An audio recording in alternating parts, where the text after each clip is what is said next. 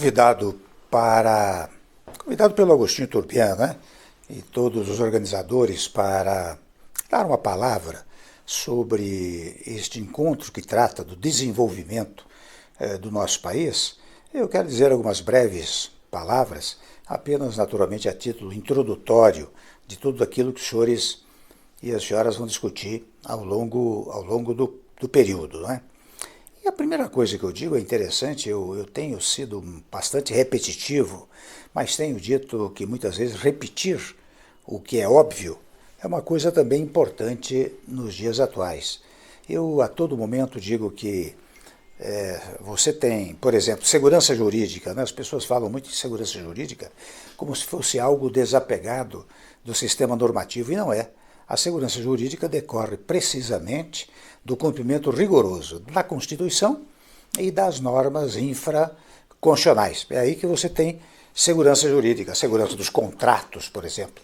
Você só as tem, ou a tem, melhor me expressando, se você estiver aplicando a ordem jurídica. É isso que dá segurança ao cumprimento dos contratos firmados entre pessoas ou entre instituições. E, para tanto, eu volto a dizer, é fundamental que se cumpra o que estabelece o texto constitucional. E nós perdemos um pouco esse hábito, sabe? Eu verifico a todo momento que não há muito essa preocupação em cumprir o que a Constituição determina.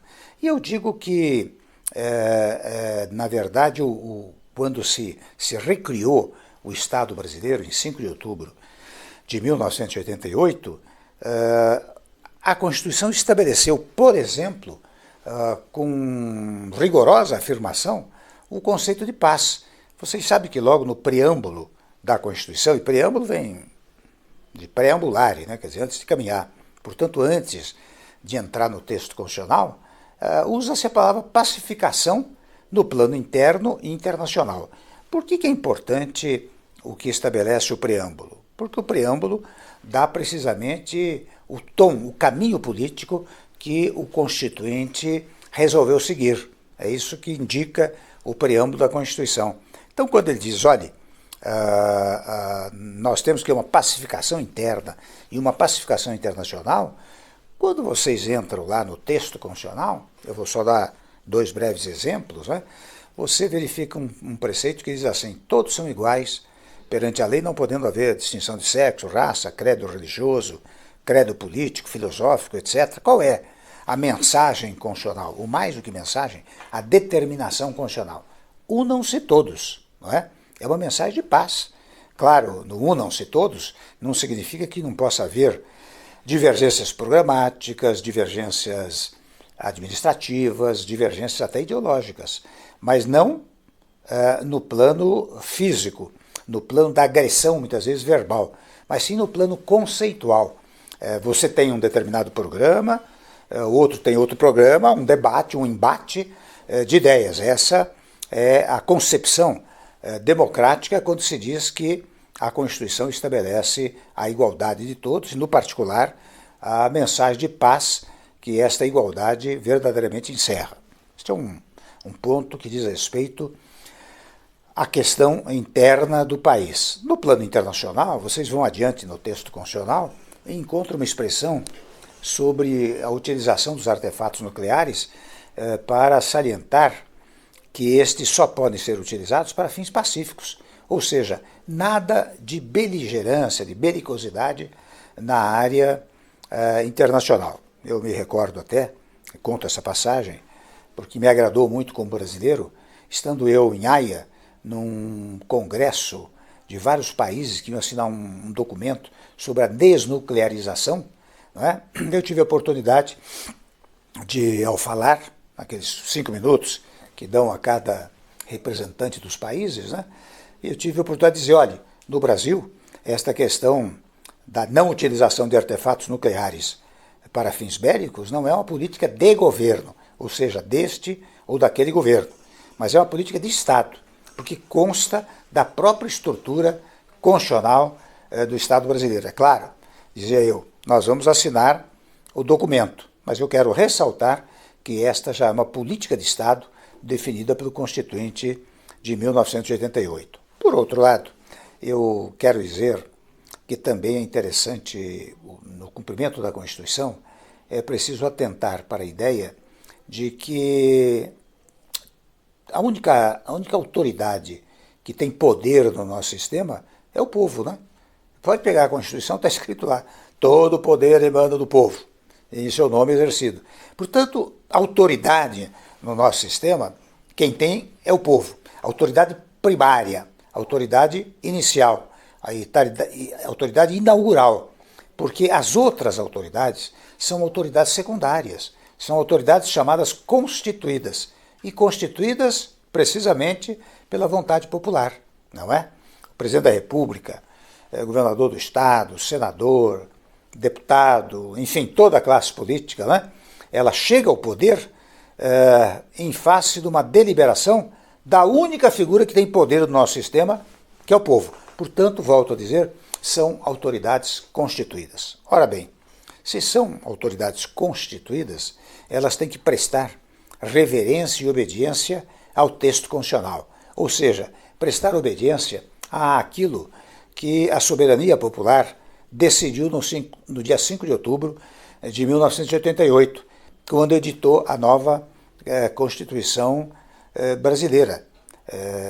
Veja, ela não pode sair, a autoridade constituída não pode sair dos parâmetros constitucionais, porque esta foi a determinação do Constituinte quando autorizou a criação do novo Estado brasileiro. E qual foi a mensagem? A mensagem foi a seguinte, olha aqui, eu vou, por exemplo, eu vou dividir o poder, né, que vocês vão, de maneira constituída, exercitar, portanto um poder derivado, não é um poder inaugural, inicial, mas este poder derivado eu vou dividir em 3 órgãos do poder, legislativo, executivo e judiciário. Cada um, disse o Constituinte, vai ser independente, claro, terá orçamento próprio, competências próprias, atividades próprias, né, todas definidas pelo texto constitucional, não é?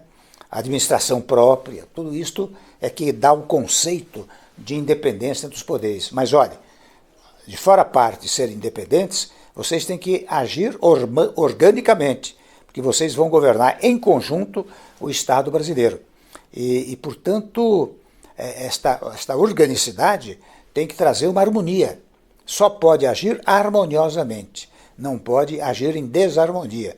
Portanto, como autoridade constituída, seja aquela que está no Executivo, no Legislativo ou no Judiciário, é uma autoridade constituída, ela tem, volto a repetir, que prestar obediência ao texto constitucional, que derivou da vontade inaugural do povo brasileiro. Portanto, toda vez que há uma desarmonia, há uma inconstitucionalidade. Vocês vejam também, interessante, a Constituição, ela foi capaz de trazer critérios, né, que juntaram, vamos dizer assim, os princípios liberais com os princípios sociais. Para dar exemplo de princípio liberal, a livre iniciativa é enfatizada pelo texto constitucional. O direito à propriedade, enfatizada pelo texto constitucional. Os direitos individuais, 78 incisos, lá no artigo 5º da Constituição, são direitos de natureza liberal. Agora, os direitos sociais também estão encartados no texto constitucional. Vejam que tem até um capítulo, né, dos direitos sociais. E nós chegamos ao ponto de inserir, por exemplo, os direitos do trabalhador no texto constitucional. Se outrora eles ficavam na legislação infraconstitucional, hoje eles foram elevados ao texto da própria Constituição. Direitos como 13º salário, auxílio-doença, auxílio-família, auxílio-paternidade, maternidade, todos eles estabelecidos no próprio texto constitucional. Portanto, são direitos sociais elencados no texto da Constituição brasileira. Além disso, é claro, vocês lendo a Constituição vão verificar temas como, por exemplo, o direito à saúde é direito de todos, né? A saúde, o cuidado da saúde é direito de todos e dever do Estado, não é um direito social. O direito à educação, diz lá, é direito de todos e dever do Estado, são direitos sociais. Vocês pegam lá, interessante, o próprio auxílio alimentação, né? A Constituição diz que as pessoas têm direito à alimentação e à moradia, que foi, na verdade, o que deu origem à soma de vários outros projetos anteriores, programas anteriores, reunidos sob a denominação de Bolsa Família, que basicamente tem a função de alimentar as pessoas preenchidas certas condições. O direito à moradia, por exemplo, gerou o chamado Minha Casa Minha Vida, que é um programa de natureza social. E nós não podemos esquecer que num país que tem milhões de famílias carentes, vulneráveis, nós não podemos esquecer que estes programas são indispensáveis para o país. É claro que eles não podem, e aqui entra um pouco a história do desenvolvimento, né? Entra a ideia de que você não pode ter como prioridade absoluta e inesgotável, quer dizer, jamais desaparecerá a ideia do Bolsa Família, porque o que se aguarda, o que se espera, é que num dado momento as pessoas prosperem de uma tal maneira que não haja mais necessidade deste programa que tem um certo significado assistencial. Esta é a ideia básica desses direitos que eu estou aqui elencando como direito à alimentação. Aliás, no meu governo, eu me recordo que nós, num dado momento, abrimos em dois momentos, um crédito para aqueles que quisessem levantar empréstimos até, se não me engano, 15 ou 20 mil reais, não é? Nós abrimos quase 7 bilhões de reais do BNDES para esses empréstimos, para pequenos empreendimentos, desde uma cabeleireira, um carrinho de pipoca, uma alimentação, o que fosse, né? Para a pessoa se instalar. Seria um empreendedorismo muito individualizado, não é? Tudo isso está ligado aos direitos sociais que a nossa Constituição prestigia e anima e determina que se leve adiante, não é? Agora, evidentemente que quando nós falamos no desenvolvimento do país, nós temos que pensar numa, digamos assim, numa congregação entre empregado e empregador, porque se você só tem emprego se tiver empresário, não é? E você só tem empresário se tiver condições para investimentos, não é? Investimentos, no particular, não apenas nacionais, mas também estrangeiros. Você não pode ter preconceito contra o capital estrangeiro que vem aqui, não para render juros, né? Não um capital rentista, mas um capital que vem aqui para instalar-se em empreendimentos no país, porque isto gera, volto a dizer, gera empregos, não é? E nós, portanto, devemos incentivar a entrada do capital estrangeiro no nosso país, particularmente agora, quando nós, convenhamos, atravessamos por um período pandêmico muito doloroso, muito triste e muito perturbador do desenvolvimento do país, né? Ninguém ignora que esse coronavírus veio para tumultuar a economia. Eu me recordo que o governo Bolsonaro, logo que assumiu, na verdade deu sequência ao meu governo, não é? Nós, pensando no desenvolvimento, nós fizemos um teto para os gastos públicos, não é? Nós fizemos a reforma do ensino médio, e veja como educação importante. Na reforma do ensino médio, nós modificamos inteiramente as grades curriculares, de maneira que haja uma certa especialização em determinadas matérias. E incentivamos, naturalmente, o ensino técnico, não é? Além do que, naquela oportunidade, nós criamos 500 mil vagas para o ensino em tempo integral, que tem duas vertentes. Uma vertente, digamos, educacional, porque o aluno entra mais ou menos 8 horas da manhã e sai às 5, 6 horas da tarde. Portanto, terá lições educacionais o dia todo. E tem uma vertente social, porque vocês sabem que muita gente que se mantém na escola, na verdade, se alimenta. E num país pobre como o nosso, a criança alimentar-se na escola é uma coisa importantíssima. Isso está ligado muito à ideia do desenvolvimento, porque não há desenvolvimento se não houver uma padronização, uma evolução educacional. E hoje até, digo eu, sem medo de errar, que é preciso muito uma educação digital. Não é? Quem não se aprimorar na tecnologia digital vai ter dificuldade no futuro até para obter emprego ou até para exercer uma profissão. Vocês veem quantas vezes vocês vão ao médico, né? O médico usa toda a aparelhagem tecnológica, né? A engenharia assim, e hoje até a advocacia, mesmo nas ciências humanas, você tem a utilização da tecnologia para reunir acórdãos, para reunir decisões, para verificar qual a tendência do tribunal tal ou do tribunal tal, não é? Portanto, isto mostra a necessidade de uma educação digital, não é? Que nós temos que caminhar para ela, porque isso também é gerador do desenvolvimento. Quando você tem uma educação aprimorada, a tendência é o desenvolvimento. Agora, volto a dizer, para desenvolver é preciso criar condições para o empresariado aplicar os seus capitais. Mais ainda, é preciso criar condições para que, aplicando o capital, ele gere empregos, não há dúvida. Não foi sem razão que naquela ocasião nós fizemos a reforma trabalhista, para flexibilizar as relações de trabalho sem retirar nenhum direito dos trabalhadores. Isso nós fizemos mediante diálogo com sindicatos, com federações de indústria, de comércio, de serviços, né? E, portanto, foi de comum acordo entre empregado e empregador, que são as forças motrizes do desenvolvimento nacional, né, que nós conseguimos promover uma reforma trabalhista, né? Agora, eu volto a dizer, se nós quisermos mesmo desenvolvimento depois da pandemia, porque, convenhamos, aumentou, não é? Quando eu dizia que o governo Bolsonaro deu sequência ao meu governo. Vocês vejam que, de qualquer maneira, os juros e a inflação caíram no meu governo, mas continuaram a cair no governo Bolsonaro.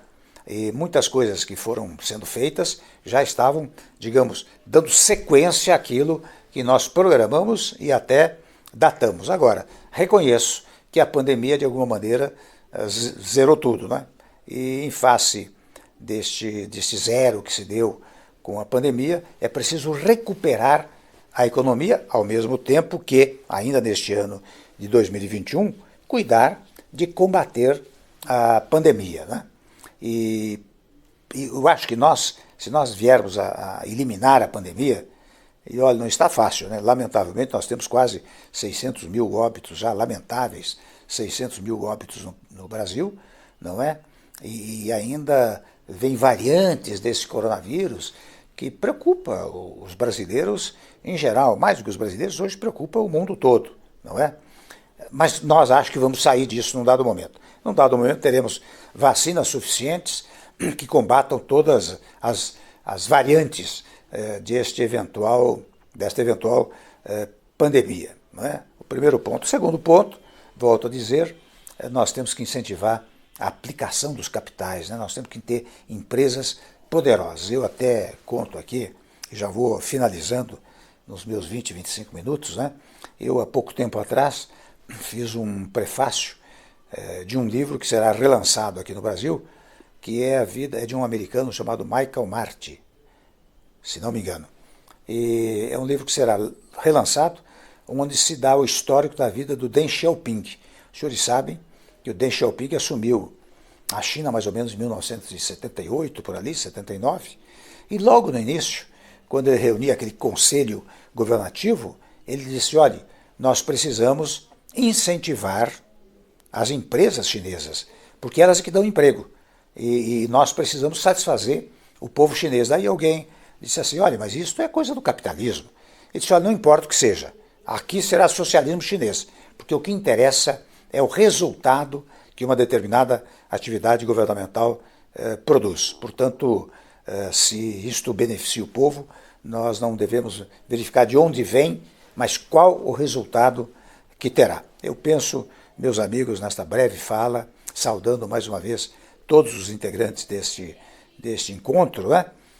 E desejando, naturalmente, muito sucesso a ele, que tenho certeza virá. Eu espero que nós possamos ter consciência destes fatos. Então, resumindo, nós temos que ter rigoroso cumprimento à Constituição Federal, não é? Vocês vejam o fenômeno da paz, vocês vejam a harmonia entre as instituições, porque isto traz também uma, digamos assim, uma crença no nosso sistema. Assim como não se pode alterar, penso eu, de vez em quando se fala em furar o teto, né? Pode ser, você tem que ter meios e modos de não furar o teto, porque o teto para os gastos públicos é que dá credibilidade, deu e dá, credibilidade fiscal interna e internacional. Nós precisamos disso, nós precisamos de credibilidade, especialmente no plano internacional, para que, repetindo, venham para cá investimentos estrangeiros que possam ser geradores de emprego em consequência de desenvolvimento. Desenvolvimento de tal modo, de tal arte, que num dado momento, como eu disse lá atrás, nós não precisamos mais do Bolsa Família, porque com a ajuda de Deus e de todos, nós teremos famílias já uma classe, digamos, média, intermediária ainda, mas não aquela pobreza absoluta que hoje, lamentavelmente, ainda nós temos no nosso país. Muito obrigado a vocês.